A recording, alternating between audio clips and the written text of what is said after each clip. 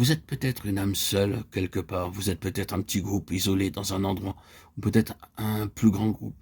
Mais que vous soyez seul ou dans des groupes plus nombreux, plus grands, le fait est que c'est à cela que vous êtes appelés, à être des lévites de Dieu, dans cette collaboration avec Dieu, pour vous tenir non entre lui et le monde, mais entre lui et ses propres besoins dans son peuple, entre lui et son dessein à l'égard de son peuple. C'est une vocation qui était celle des lévites. Et chers amis, si vous avez besoin de bien saisir l'importance de cela pour le Seigneur, ce n'est rien d'optionnel, d'additionnel que vous pouvez prendre ou laisser. Laissez-moi vous ramener à ce que j'ai lu dans le premier chapitre de Malachie. Ne voyez-vous pas le lien? Malachie 1,11. Car du soleil levant jusqu'au soleil couchant, mon nom sera grand parmi les nations, et en tout lieu l'encens sera brûlé à mon nom, et une offrande pure sera présentée, car mon nom sera grand parmi les nations, dit l'Éternel des armées. J'ai des lignes qui sont tracées à travers les pages, et ces lignes relient les choses entre elles. La ligne dans ma Bible traverse jusqu'à Lévi, d'abord jusqu'à l'alliance établie avec Lévi, et ensuite de là jusqu'à la purification des fils de Lévi. Je crois que c'est une manière correcte de relier.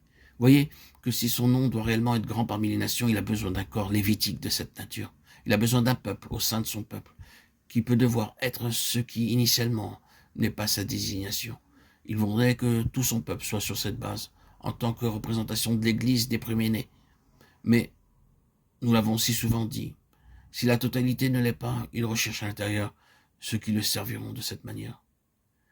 Mais le but est que son nom soit grandi parmi les nations.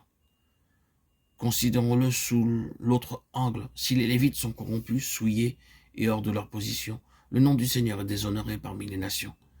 Si le Seigneur n'a pas ce dont il a besoin, ce ministère, par un tel peuple, les nations souffrent de perte, et le nom du Seigneur en souffre également.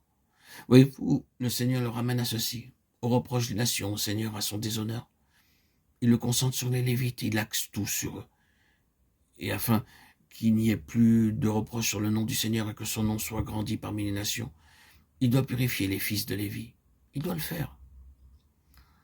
Une collaboration avec Dieu commence ainsi. Prenons cela pour nous-mêmes de manière individuelle. Je ne pense à rien de plus saisissant pour moi que d'avoir une collaboration avec Dieu.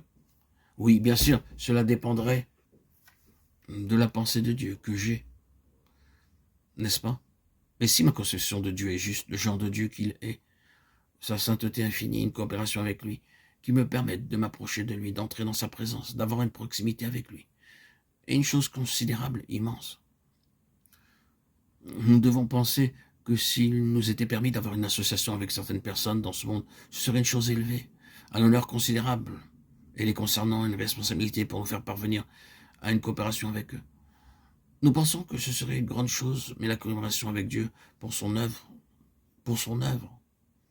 il voudrait l'accomplir par notre intermédiaire. Bon, nous avons besoin d'un côté et que Dieu permette que ce soit un des fruits, un des résultats de cette époque, de ce temps même, d'une nouvelle conception de la sainteté et de la grandeur de Dieu.